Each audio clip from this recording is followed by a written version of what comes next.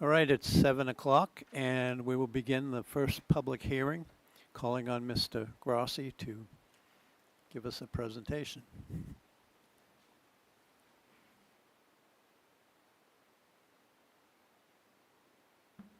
No, thanks for having me. In front of you should have a justification for fire sprinkler system repairs.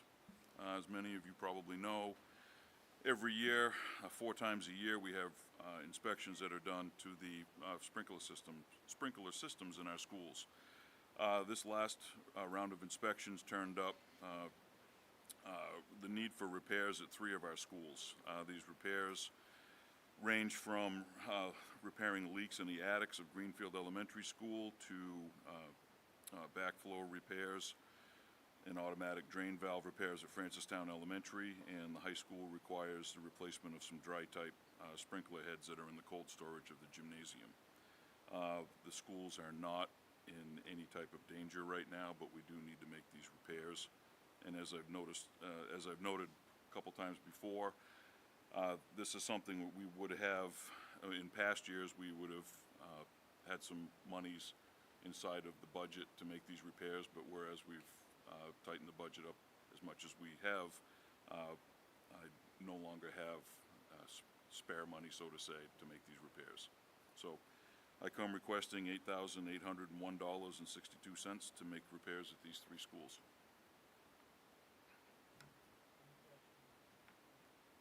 Any questions for Mr. Grossi? Okay, thank you. We will go on with the second public hearing.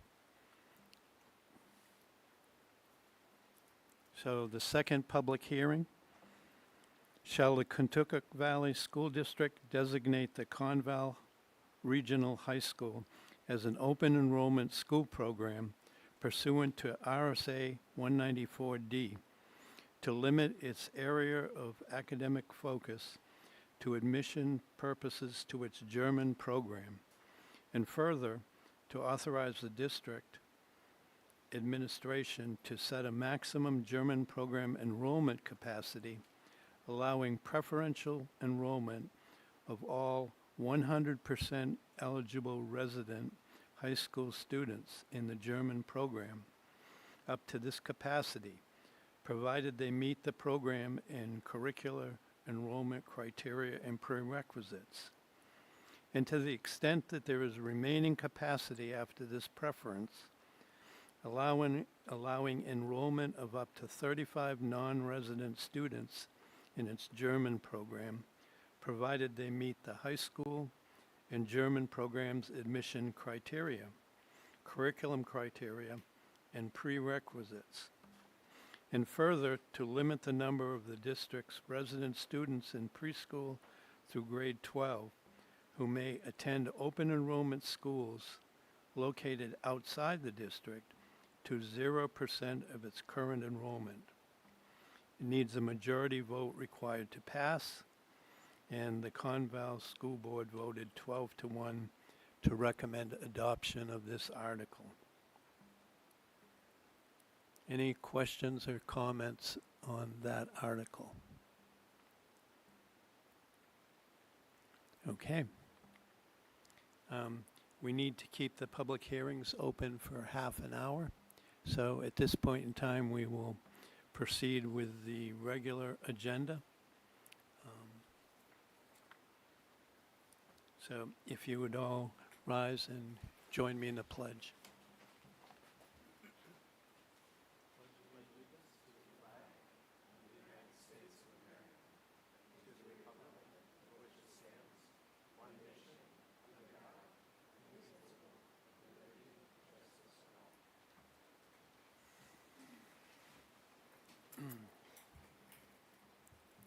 Okay, we'll now move down to points of pride. So I'm very excited to share that we have Marianne Cullinan and students from GBS tonight who are going to present points of pride. So I'm going to have them come up and introduce themselves and take this portion over.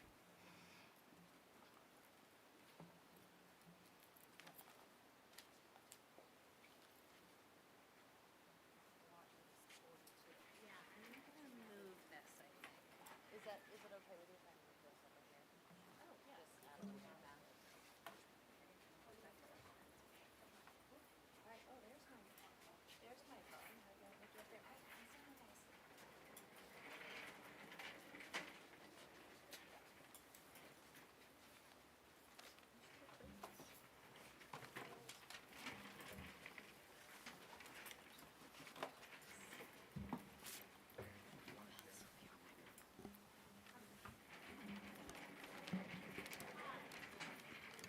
Hey, I'm Marianne Cullinan, and I'm here to talk with these fabulous students about our new National Junior Honor Society program.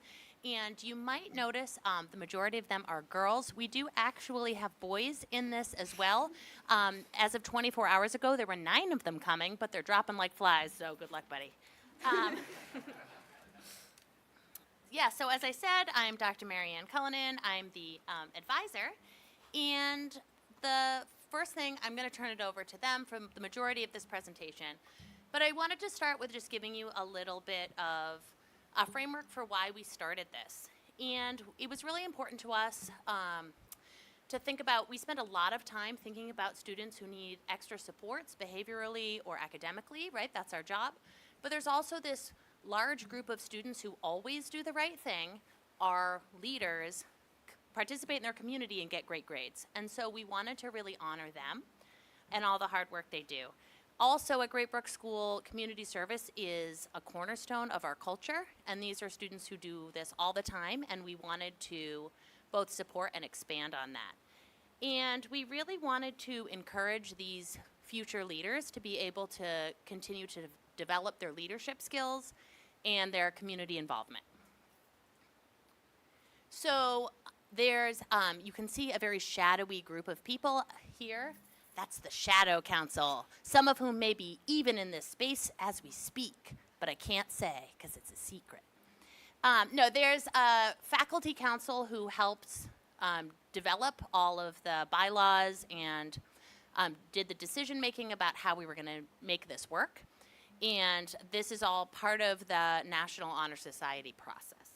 So the National Honor Society says that the minimum has to be 3.5 or above, but we put 3.67, an A- average, as the minimum grade point average for students who are going to be part of this. And we wanted to really highlight great students who had potential to be really great leaders. And so then the second piece was about service, and part of the application process is to show that you are already involved in community service.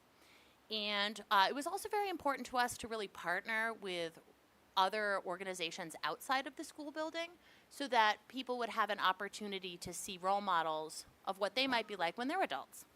And then these are kids who also are really involved in our schools and outside of schools and things like 4-H or community suppers, who are also part of athletics. They do the enrichment program.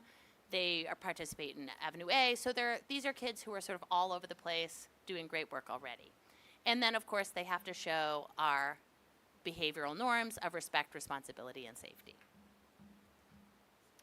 And so that is my portion of this discussion. I'm going to turn it over to our wonderful members, and they're going to tell you a little bit more about our organization and how it works. Hi, I'm Chelsea. During our induction this year, we inducted 21 members of National Junior Honor Society. We inducted 16 8th graders and 5 7th graders. And we are expecting an increase in 7th graders next year because they've seen all of the amazing work that we've done this year. During our ceremony, we had previous Great Brook students who are now part of National Junior Honor Society at Conval present us with our values and pledge. It was a lot of fun. It was a great experience. And I hope that next year I can come back and present the new class of NJHS with their pledge and values. Now I'm going to give it to Collins and Bell to say their piece. Hi, I'm Collins. And I'm Belle. And we're going to talk to you about what we do. So every Monday, we have a working lunch, and we plan things, and we review our community service, and Dr. Cullinan teaches us social skills and social lessons, and it's very fun. Each week, everyone does community service around the school, like helping teachers with their classes and helping other students. And we'll talk more about it a little later. Every month, as a group, during the day or after school, we go out and help our community. We learn a lot, and we help so many people, and we have lots of fun. Every 2 weeks, Dr. Cullinan checks our grades and behavior to make sure we still meet the requirements for being an NJHS. Hi, I'm Anna, and I'm also the Vice President of National Junior Honor Society at Great Brook School, and we have 2 meetings per week, And one of the meetings is with the whole group, and we meet during lunch, like Colin said, and we just go through like the community service things we're planning to do and that we've already done. And then Dr. Cullinan also teaches us a lesson each week, like just how to be a better citizen and stuff. And then the second meeting that we have per week is with all the officers of National Junior Honor Society, and we meet to plan upcoming community service events and fundraise to make these events work. And all the positions are president, vice president, treasurer, secretary, and public relations. And so I'm going to turn it over to Addie to talk about what public relations does. Hi, I'm Addie Cutter. I'm the Public Relations Officer for NJHS. My role is to talk to adults in our community and people of all ages and to organize and help plan events. And I send thank you notes and I talk to a lot of people and I make planning and it's a lot of fun. And I help submit stuff to the newspaper. I share thank you notes again and invitations.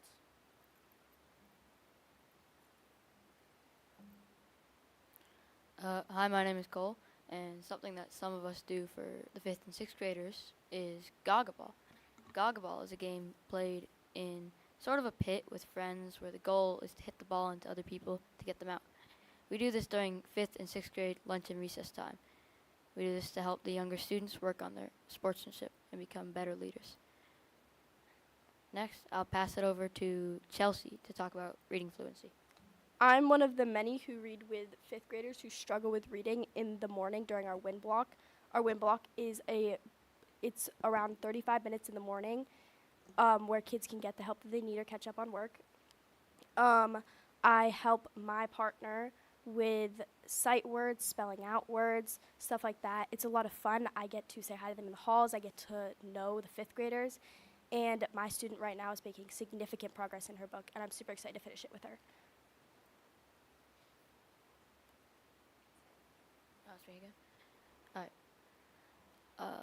How we help 5th graders with social studies and math is to go in depth in the subject, and we also help them get smarter. We do this to get extra community service and meet new people in the GBS community. Now I'm going to pass it over to Anna and Belle to talk about the movies. So once a month for a community service thing, we hold a movie after school where people can, just come and hang out and watch classic movies. And we also make popcorn and sell snacks to raise money. And Belle's going to tell you a little bit about what it's like at the movies. We show classic movies, like this month we're doing Shrek, and we've done Home Alone and Robin Hood. And one of our school's goals is to have more people participate in after-school activities. So this is a good way to do that because it's not like a big commitment like a club or a sport. It's just one day. We have social skills improv, which is a fun way to practice social skills and a fun way for me to work with younger students. One of the reasons we have this group is to provide students with individual education plans or IEPs a chance to grow skills and to see role modeling from our older students.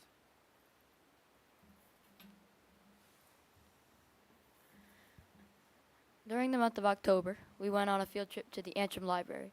We learned about Antrim's history. We also helped reorganize books in the lower level of the library. We do this because sometimes the library books get out of order due to people moving them. Moving them around. While at the library, we chose partners to work with. I was able to work with somebody that I'd never worked with before, and I thought that was pretty cool. Now, I'm going to pass it to Collins and Bell to tell you about the November field trip.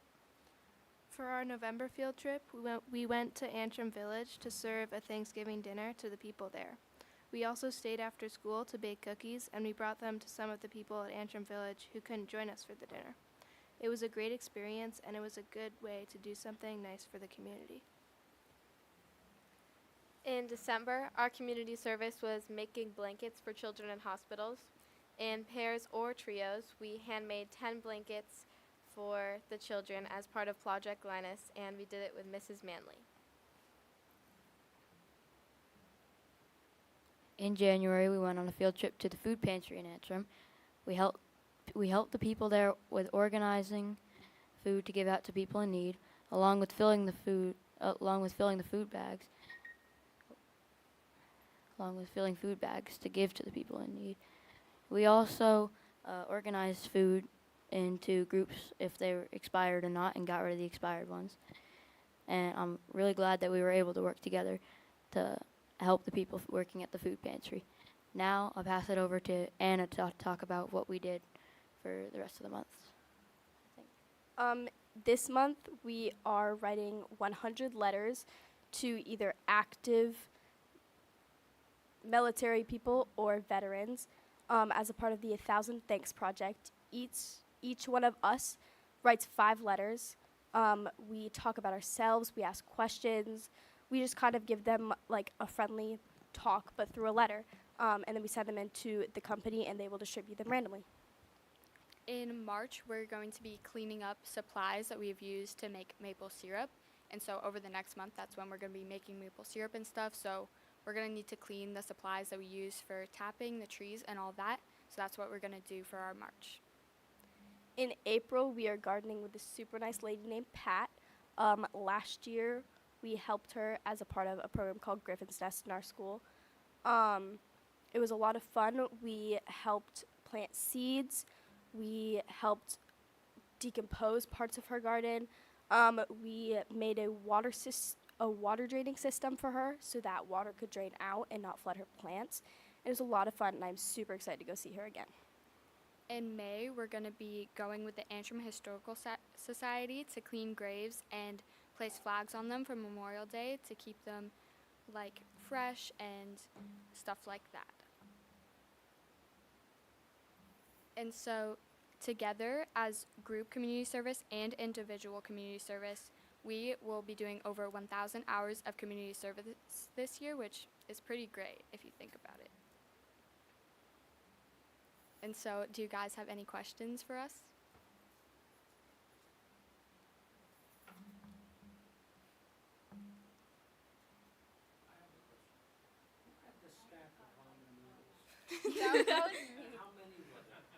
I'm not sure, but it was when we were filling the food bags, and I had to put like 5 ramen in each bag. So instead of taking a bunch of trips, I just took 1 trip with the ramen. Very efficient. Thank you. No other questions. Thank you very much. Very impressive start. Good luck with all your activities this year. And that will continue. Thank you. Thank you.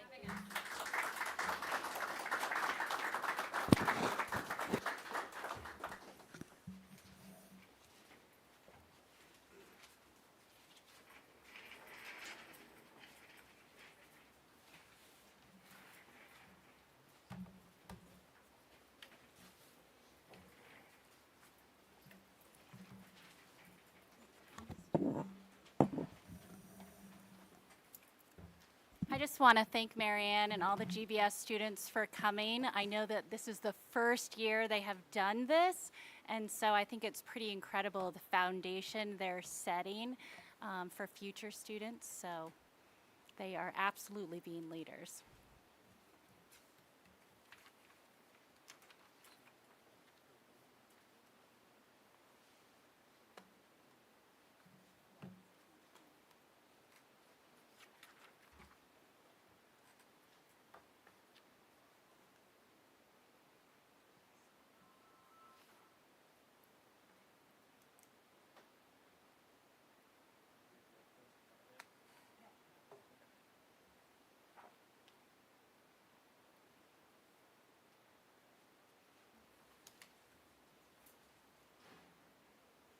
Okay, approval of the manifest. I certify that the manifest listed below totaling $5,329,998.70 have been reviewed by me and found to be proper charges against Kentucky Valley School District for goods and/or services received and have been properly processed prior to their submittal to the school board. I move that we approve the manifest. Second. Okay. Any questions? All those in favor? Aye. Opposed? Abstentions? public comment. We have anyone who would like to make a public comment? Nope. Seeing none, we will move on to reports. Communications Committee, Curtis? Thanks. So Communications has actually met 3 times since our last board meeting. So it's been a minute since we've all been together here. We met on January 22nd, excuse me, and then we had the deliberative session, and since then we've met on February 5th and the 12th. So we've been very busy. The fruits of our work will be on full display tomorrow. I do hope. We've really been discussing 2 things. We've been tracking open enrollment legislation as it's been going through the Senate and the House and the legislature. And while I could share a brief update on where that sits, it is in limbo currently. It was attached to a House bill coming out of the Senate, and both bodies have paused on what was HB 751, and after the governor had signaled some hesitation with the bill as written. So it stands to potentially move to a committee of conference where both bodies will assemble into one body and potentially make amendments to it in hopes that, they can get their friends to sign on.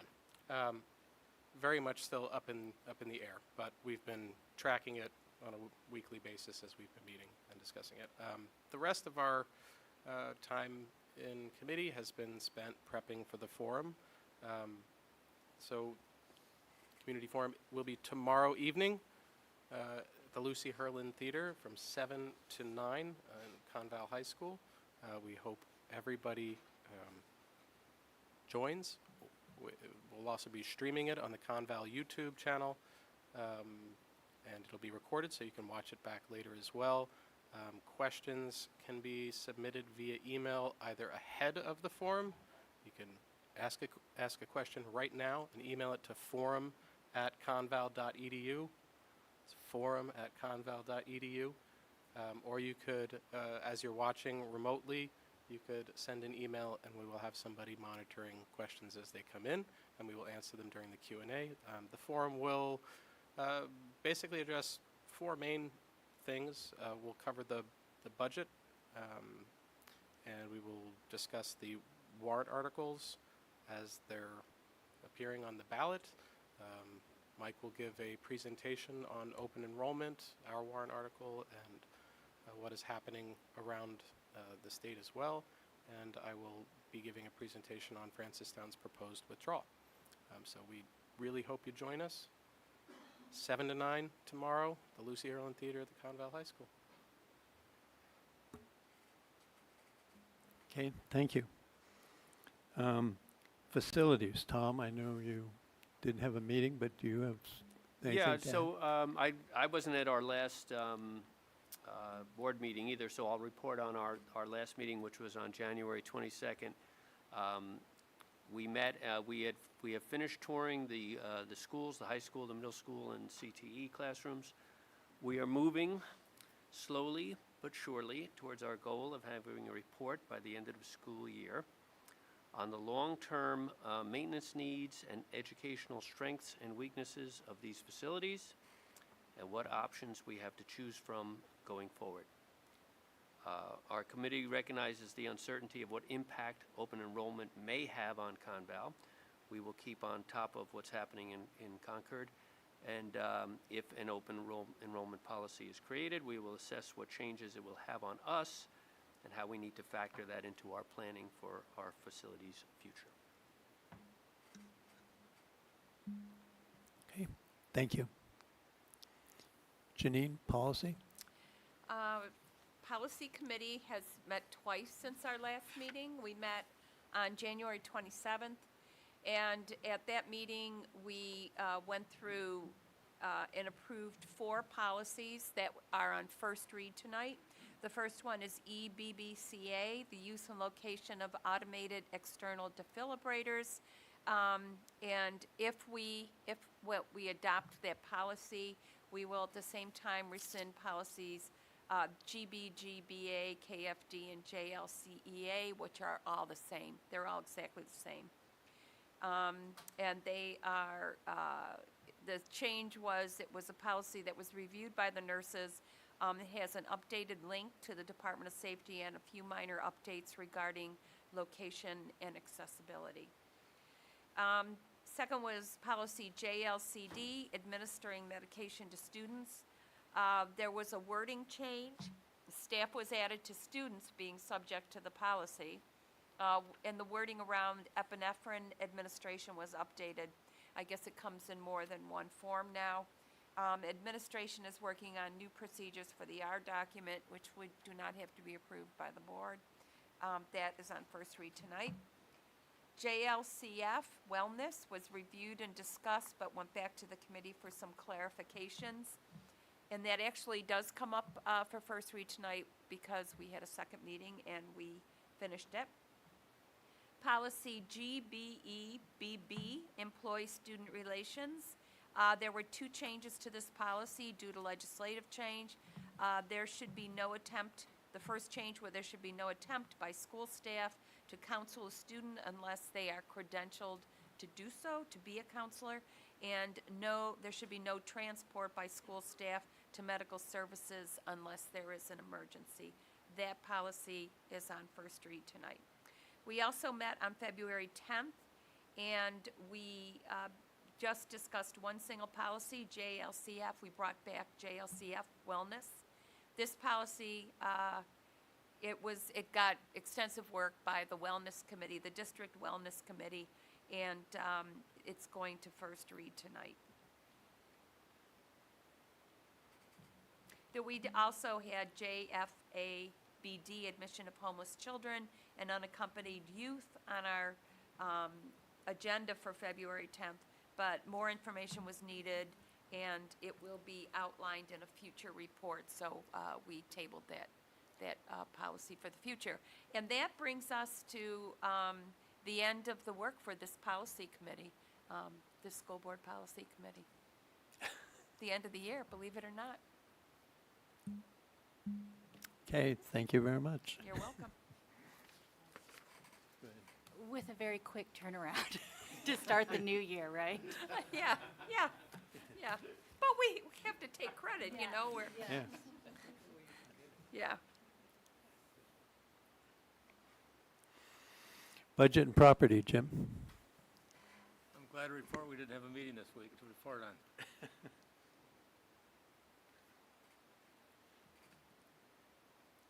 Education Committee, Bill Gurney. The committee met yesterday, and we heard a presentation from the Pre-K 4 Literacy Action Team. This was a follow-up to their visit with the Ed Committee last September. Presentation was made by Jessica Vizina, principal at Hancock Elementary, Jess Harrington, a grade 1 teacher from Greenfield, and Emily Hartshorn, who is a reading specialist and is currently the interim principal at Antrim Elementary. 2 programs have been piloted this year. One called Core Knowledge Language Arts Amplify, and the other EL Education Arts. They've set criteria for looking at the programs, and that includes teacher and administrative feedback, student engagement, parent feedback, and assessments from NWEA scores that the children take at various times during the year. What they're looking for is program effectiveness, alignment with current research and standards, implementation feasibility, student data, need for student training, program sustainability. The Core Knowledge Language program has some pros and cons. They found that it has strong foundational skills for K-1. They think that student engagement is very high. They've seen growth in the students in phonics fluency and comprehension. Teachers seem to like it, and implementation has been consistent among the classrooms doing it. A couple of cons. Program recommends 2 hours a day for study, and our schedules currently at the elementary level allow about 90 minutes for these programs, which are forcing them to kind of squash things together a little bit. And also, there's questions about how the program aligns with the current assessments that our kids take. The EL education, the pros are strong writing and discussion depth, rich science, social studies integration. Kids seem to really enjoy reading about those topics in their independent reading, and improve student performance all around. Some cons, there's some inconsistency in how the program's being implemented. Some teachers aren't as comfortable as we'd like with the program. Additional planning time is needed for this program, and there are some feasibility concerns at kindergarten through 2. Costs for both programs are similar. The administration will be presenting their recommendations this spring to the board with the goal of contracting with one of the companies and implementing the program next fall. Their professional development days in March will be used to help get teachers familiar with these programs. Topic of our March committee meeting will be social emotional learning. Amy, anything you'd like to add to that? No, I think you did a very thorough job of explaining the presentation, and yeah, I think it went really well. And I just again want to thank the teachers and Jess Vizina for coming out last night and putting that presentation together. Thank you. Before we go on, it's half hour is up. Let's go back and finish up with the public hearings. Taking the sprinkler system first. Any further questions about the request for the sprinkler system money? Okay, can I have a motion to accept that? Jim? I move that we approve the expenditure of funds from the Capital Trust Fund for the fire sprinkler system repairs totaling $8,801.62. Okay, we have a second? Okay. All those in favor? Aye. Opposed? Abstentions? Okay, thank you. Okay. As far as the second public hearing, because the board already accepted that, the warrant article will go on the ballot as it is for the March 10th vote, and then it will be determined what will happen after that. So, okay, and we go on to Marcus. Okay, so Liam couldn't make it today because he had a sports banquet for swimming, so I'll be doing this. On the 26th of January, we saw the start of semester 2, and so now we're kind of on the home stretch. On Thursday the 19th of February is our 8th grade parent night, followed by an open house. Last week we had Hope Week, which it had different days about sleep hygiene and that kind of thing, just mental health. And at the end, towards the end, we had root beer floats called Hope Floats, and it was a really fun week. There was also the winter play, which was Kodachrome, and that happened last week, and I heard that was really good. There were some field trips. Echo, the leadership club, had their field trip to a pre-conference to their big conference, which is called the Hype Conference. They're getting ready to go to that, I think. And then the Belize trip is leaving on Friday. I think it's actually Saturday at 1 in the morning. I'm on that, and I'm really excited, but gotta get up early. Yeah. You better check the time. Track had their states, I think 2 Sundays ago or last Sunday, and we had a state record. We had, I think, 2 school records, one for the 4x2 and one for the 300, and it was just really fun. Just a really fun day. For swimming, they also had their qualifiers, and one of their players is going to states, and Her name is Brianna.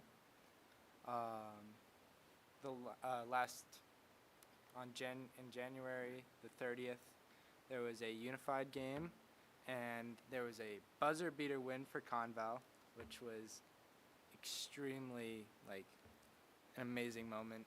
Just everybody was so hype. It was so fun.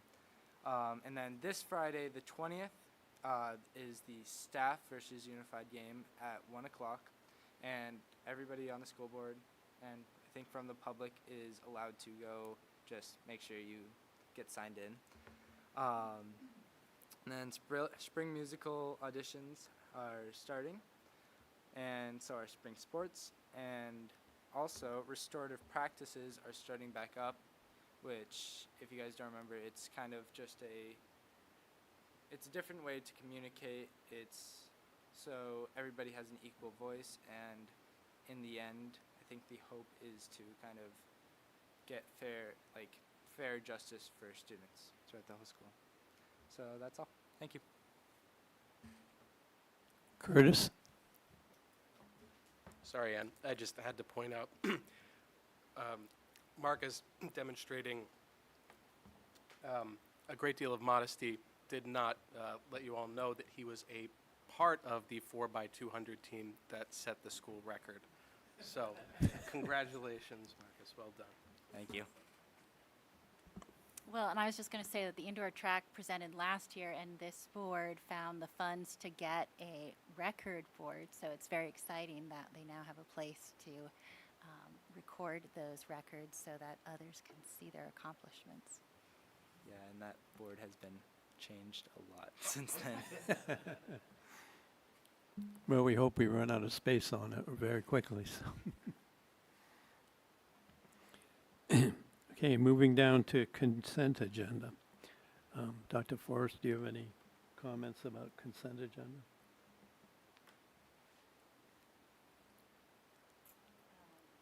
Yes.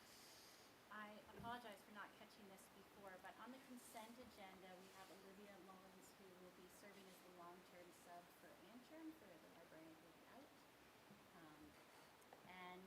Under long-term sub is Mary Riffle, who is currently subbing as a physical science teacher, but she was subbing until we could get her to the board to give her a contract. And Mary is a former Conval student and graduate, and I heard she's doing an amazing job in the classroom. So I would hate to make her wait another 2 weeks because I didn't catch that we had her under the long-term sub rather than under nomination for a contract. Okay. Any other? Yep, Curtis. Just a quick thank you to all of those who prepare the agenda and have organized everything vertically so we don't have to turn our heads or computers when reading it. Consent agenda was mightily improved. Thanks. All right, can I have a motion to accept the consent agenda? So moved. I'll second that, Kat. Okay, all those in favor? Aye. Opposed? Abstentions? Superintendent's report. Mike, can I just have a Yes. quick question there? Greg? Just out of curiosity, on the enrollment, loss of 12 students from the high school in a month? Yes. There is a little I had that. Yes, sorry, I had that up to show you. There is a little asterisk because somebody else was asking about this. We had 10 seniors who graduated early, and so it takes a little time for the system to catch up with our mid-year graduates, so it's just showing up in the February enrollment. But it is in very little print. But thank you for raising that question so I could clarify it.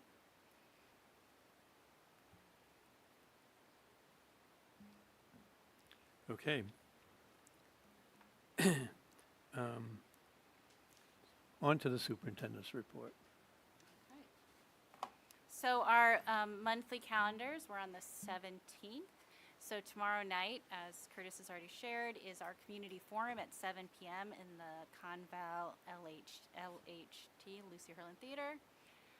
And then next week, we have a Selectmen's Advisory Committee at 6 p.m. at the SAU, at which neither Neil and I will both be absent. So, but I have full faith that those here will easily be able to communicate the information. So anything else for the month that we should add? And next week is break, so. All right. In March, the first week of March, we have a Budget and Property Committee meeting at 5:30 at the SAU on Tuesday, March 3rd, followed by a 7 p.m. school board meeting. Anything else for that week? Yes. Could we add a facilities meeting on Thursday, the 5th? Mm-hmm. And could we add a communications meeting at 6, facilities at 7, or would you like it the other way around? I'd like to do facilities at 7, but Sounds if good. you, I don't know where you're at with. Nope, give me a cutoff. Okay. Okay. You're So not even here. communications will be at 6, ending by 7 for our 7 o'clock facilities meeting. And Jim, you want to go with the 2 budget and property in March? Okay. Hopefully we'll need the second one, but. During the second, The default budget would have to hit. during the second week in March, voting day is on the 10th. Anything else for the second week in March?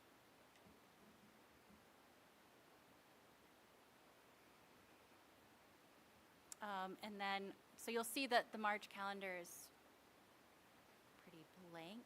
I know in the years past, we've waited to start setting days for the committees until we have our new members on the board. So I don't know if you want to continue that practice. We already obviously have a budget and property on the 17th, followed by a school board meeting. So at that meeting, we'll have our new members, so. I'm-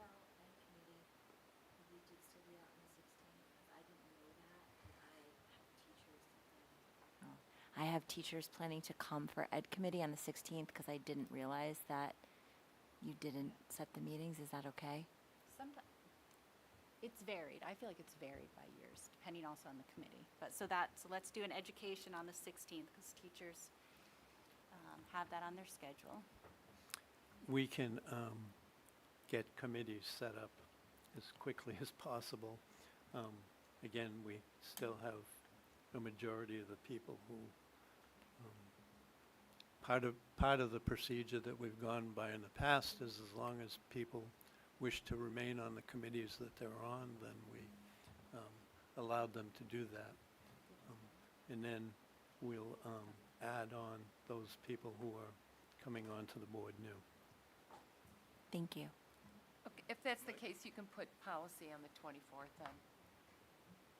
That's the 4th Tuesday At at 6. 6 p.m.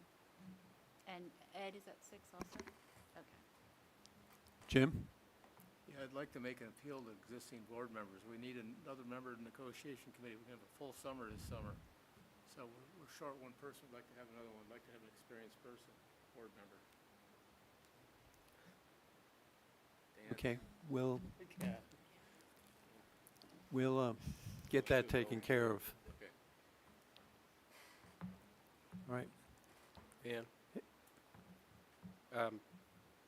Could we, is the 19th too soon for a communications meeting? I would prefer, as everybody else, to not lose a few weeks in the interim while we set everything up. So the 19th at 6? Yeah.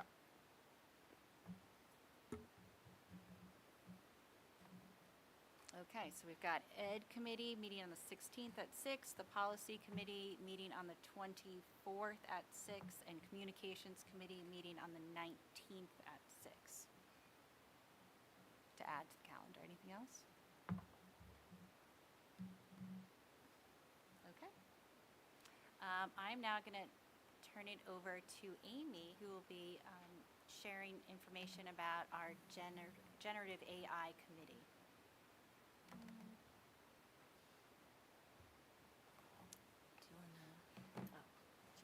Can you do slideshow?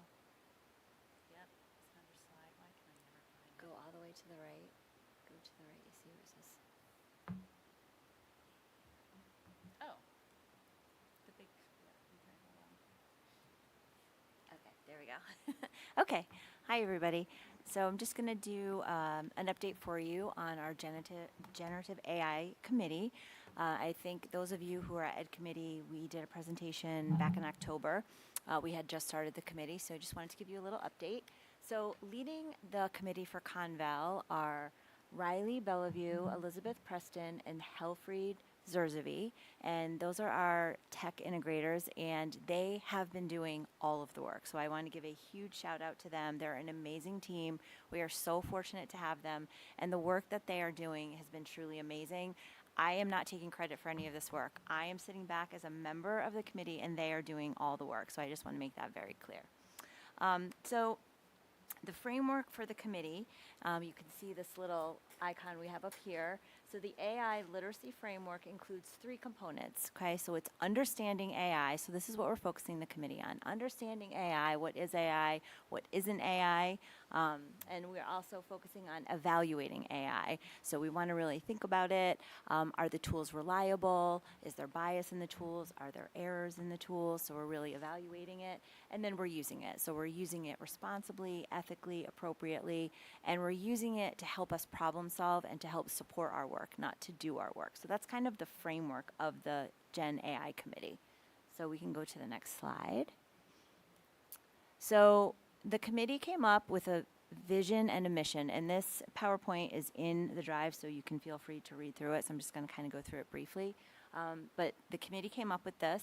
So our vision, guided by Conval's core values, the vision of the Gen AI committee is to bring ethical, equitable, and human-centered generative AI technology to our teaching and learning environments. By fostering AI literacy as well as the safe, ethical, effective, and sustainable use of generative AI tools, we seek to contribute to the continuous innovation of education at Conval. And the really important takeaway here is human-centered, okay? That's what we're really trying to focus is human in the loop. AI isn't just something that's going to do everything for us. It's really focusing on being human-centered. The mission. The Gen AI Committee's mission is to ensure that AI integration is safe, transparent, educationally sound, while supporting academic integrity and equitable access across our district. The goal is to empower educators, staff, and students to engage with generative artificial intelligence through professional development, collaborative inquiry, stakeholder engagement, and joint development of shared guidance. So this is our vision, this is our mission, and everything that we do in the committee and everything that we want to put forth to the staff has to reflect this vision and this mission. So the committee meets every month after school. It's typically every second Monday of the month. And our format, we do a review of exit tickets from previous meetings, so we review things that we discussed previously. We do something called AI appetizers, so the members of the committee can kind of contribute anything regarding AI that they've learned about, that they want to share with the committee, so we call it AI appetizers. We've focused a lot on AI literacy training so that the committee's using the correct verbiage and the correct literacy. And then we explore tools. With a lot of guidance from our tech integrator. So that's not something they do on their own, it's with guidance. So prompt engineering, the 5 core elements of good prompt engineering. And prompt engineering is when you're using an AI tool, everything is about your prompt, okay? And we are teaching the staff how critical the prompts are, because that is going to guide what you're going to get back from the AI tool. And that is really so important when you're teaching staff and students how to use AI. Helfried is leading this work. He's doing a great job. I've learned a lot from him, and it's helping me in my work when I do my prompts. So the 5 things we're focusing on, clarity and specificity, defining your role and perspective. So when you're entering a prompt into AI, it helps if you give the AI tool who you are and what your role is and what your perspective is, because that can help guide the output. audience awareness, desired output format, and constraints and instructions. So the committee's worked a lot on this prompt engineering, which has been really great. So we had talked about using Magic School for our AI platform, but the committee has decided to go with Flint, which is a different AI platform.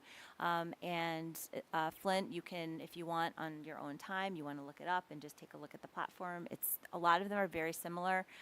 Flint is really great. It has really great professional development videos for staff.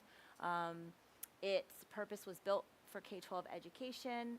It's already student data privacy approved in our Learn platform. It's a free trial. It was the only one that had a free trial. The other ones wanted us to pay money for the trial, but Flint was free.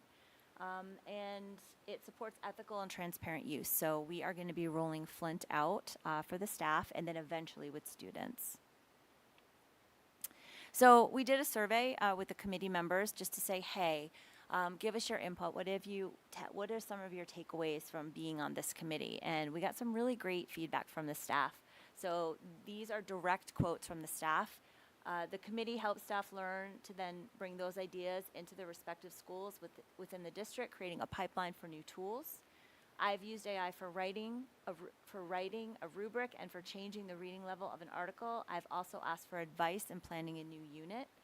AI has served as a thought partner for lesson planning, including suggestions for better differentiation and accessibility. This next one I thought was really cool. The committee has helped me use AI to generate sample responses at multiple levels to anticipate student thinking and inform my questioning strategy. The AI committee has been a great experience. So as you can see, our staff are really learning a lot from this AI committee and how to use the tools, how to use AI appropriately, effectively, and responsively to advance student learning and to help them with their work. Not to do it for them, but to help them.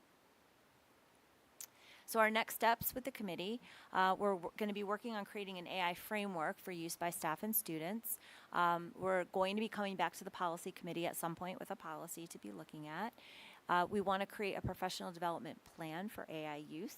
So we want to really make sure that teachers are getting all the training. Our AI committee right now is getting some good training. We want to make sure that we expand that out to all the teachers. And we want to make sure that as teachers are hired throughout the year, that those teachers are also getting some of the important AI information so that they know how to use it and how to use it eventually with students.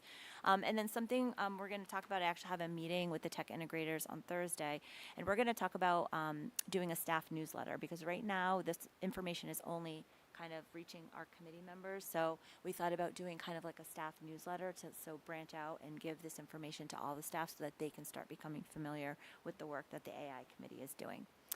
And that concludes my presentation. I'll be happy to answer any questions if anybody has any questions.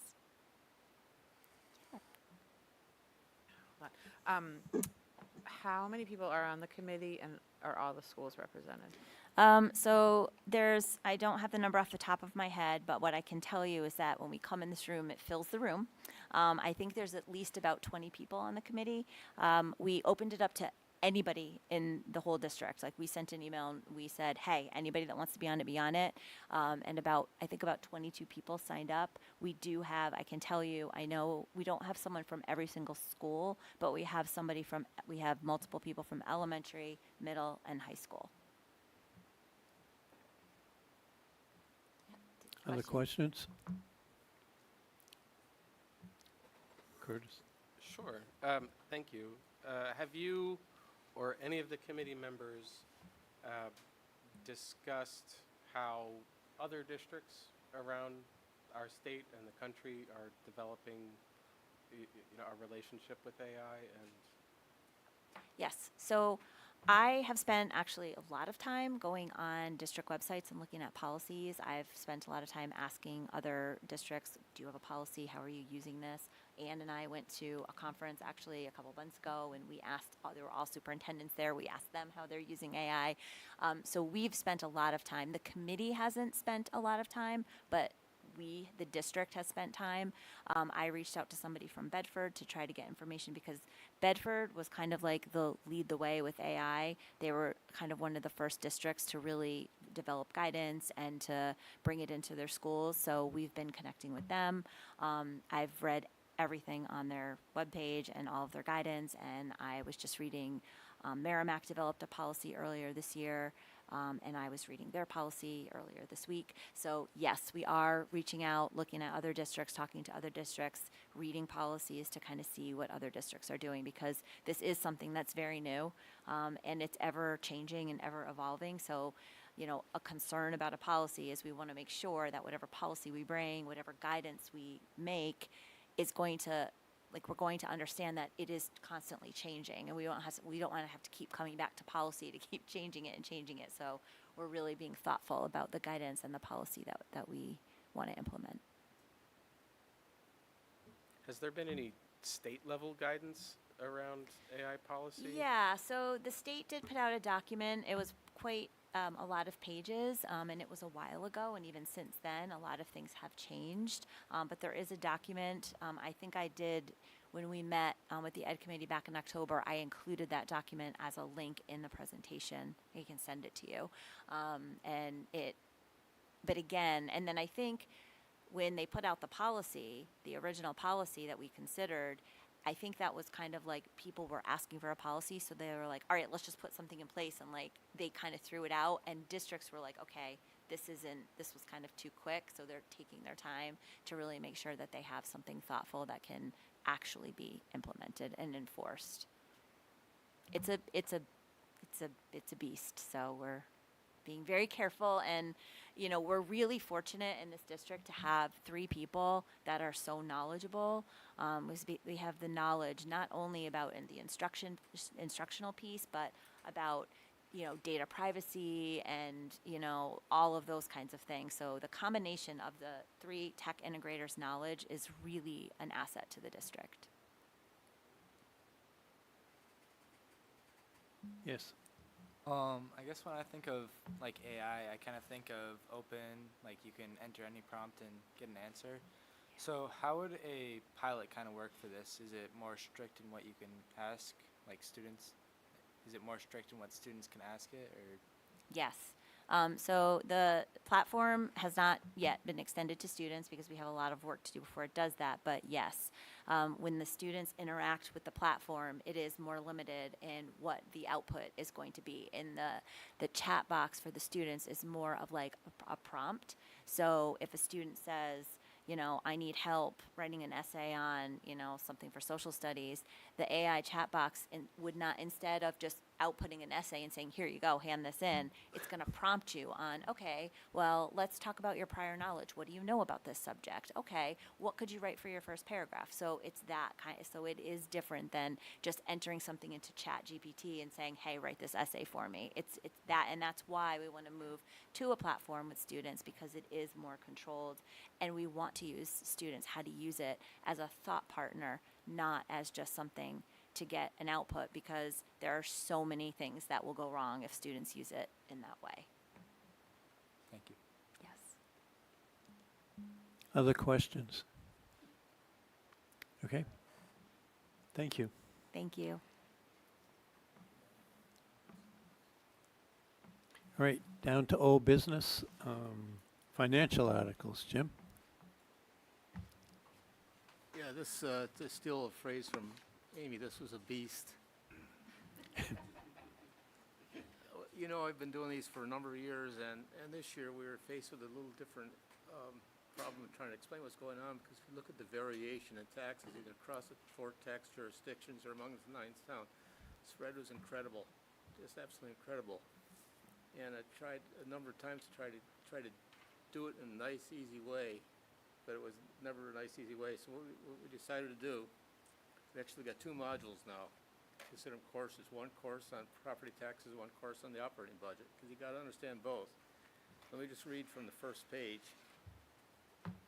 And this, there are 2 basic questions that need to be answered in order to understand what's really happening to your local property taxes. How do changes in school budget impact property taxes in the district, and how do changes in the apportionment of those taxes impact my tax bill?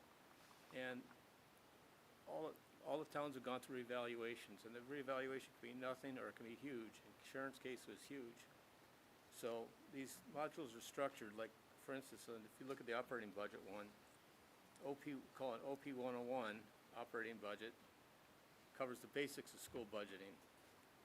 201 covers the budget structure and key line items. 301 goes through the district apportionment model, and 401 covers the comparison to operating costs of past, current, proposed budget for next fiscal year. These are designed to be, they're going to be available to download as a full package, all four, one as a book, or you can download each module at a time. I encourage, these are really useful for new board members. They're useful for people who are taking leadership positions. Town selectmen, a number of people have used these effectively. They're also good for the average taxpayer too. Start with 101 and 102 and 101 and 201 and work your way up. It is a beast trying to write these, and they still need some clarity, so I welcome any kind of input you want in terms of further explanation or less explanation. It's just very difficult to do this. Questions for Jim? So I think at this point we just want to get your okay to send them out. Yeah, I'll just add both a comment on how useful I found the articles as a new board member, both understanding what goes into operating budgets over time and the components that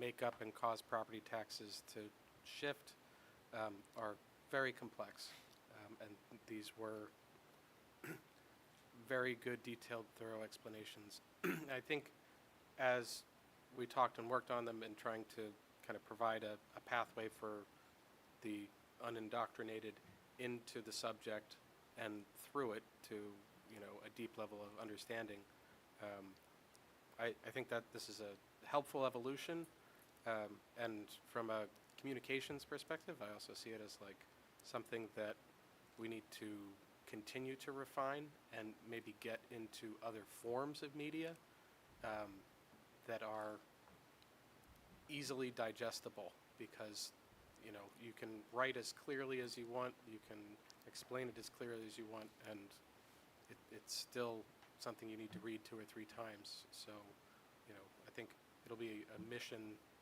in the off season, if there is such a thing here, maybe in the summer or after the vote, to pick this up and work on the pieces of this that don't change, which is the basic mechanics of a few of these things, and to try to explain them clearly and simply and once and for all, and that way we can spend our time every year explaining what's current and what has changed. So plenty of more fun working together, Jim.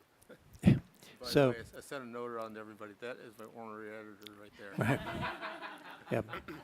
So as The few in chairman this- of the communications committee, Curtis was the ornery one that made a lot of comments, but For all those who want to know, the feeling is mutual.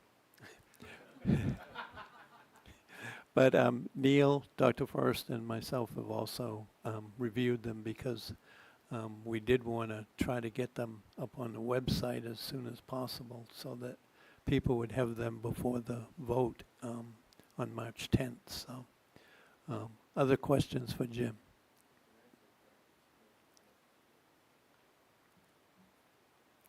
Okay.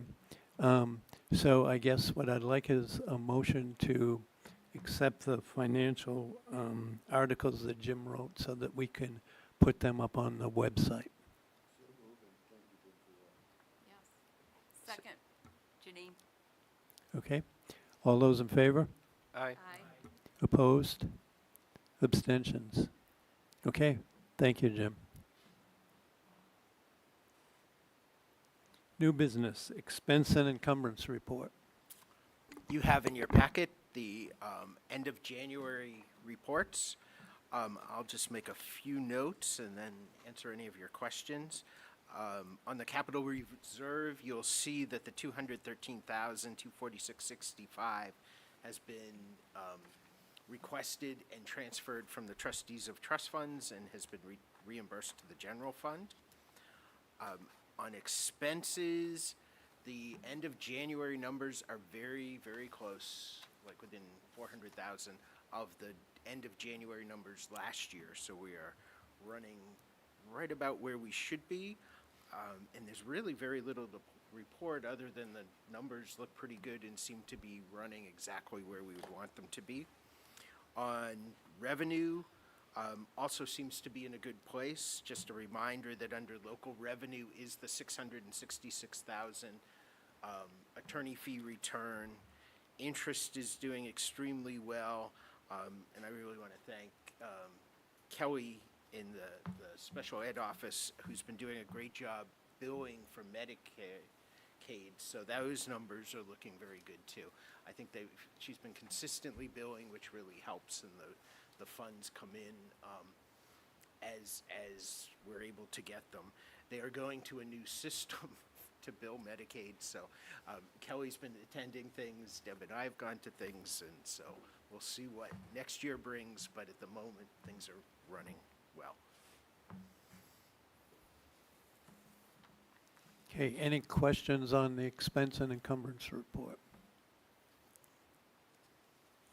Yeah, and I want to compliment Neil on the new form that we have as far as the capital reserve. I think it is easier to just take a quick look at it and see where everything's at, so. And next month, I'll begin reporting sort of an estimate on where I think fund balance will be at the end of the year. It's time to start looking at that. I move that we approve the expense encumbrance report and all encumbrance report included therein. All those in favor? Aye. Aye. Opposed? Abstentions? Budget transfers. You have two sheets of budget transfers. One is to notify you of the transfers under $10,000. Those get submitted, I review them, and then Dr. Forrest signs off on them under policy DBJ. So there is a list of those because it requires us to keep you informed, and we would anyways, even if it didn't. And then the other is the proposed budget transfers, which matches things that have changed through the years. And I can answer any questions on those. And those would need to be voted by the board. Okay, questions for Neil? Okay, can I have a motion to accept those? Okay, all those in favor? Aye. Aye. Opposed? Abstentions? Okay, Janine, do you want to say anything more about the first reads? I don't think so. I think, you know, those are the policies that are up for first read as usual. If you have questions about it, you can email me or Dr. Forrest, and I'm sure we will illuminate. That's it. All right, thank you. School board candidates for chairman and vice chairman. Brenda did send out a notice to everyone that if you wish to run for those offices, that you needed to bring a request to the meeting. Pardon me? Yeah, no, from home. So the procedure is the same as what we followed before, which is at the next meeting, we will also invite the people who are coming onto the board to come to that meeting. 2 people are running unopposed. The Dublin position doesn't have anyone running for it, so we will do an open invitation that if people are doing write-in for that position, that they're invited to come to the meeting. And the people who have put their names in for those 2 positions will give a brief presentation of why they wish to be in those positions and why they think they would be good in those positions. And then people will have the ability to ask questions. So, any questions about the procedure? Okay. Public comment. We have no public, but seeing this is one of Dr. Kriebel's last meetings, we decided to have his favorite activity on. And we need to go into non-public to, for inspection of sealed minutes. Would you like to make that motion, Dr. Kriebel?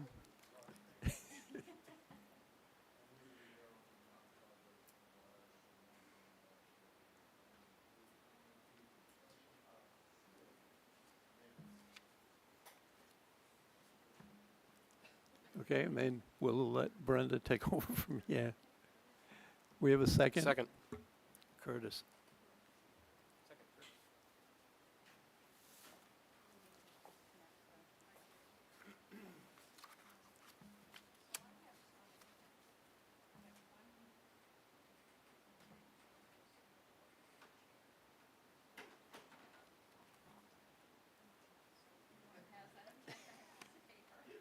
Do you need a physical piece of paper or is an email fine?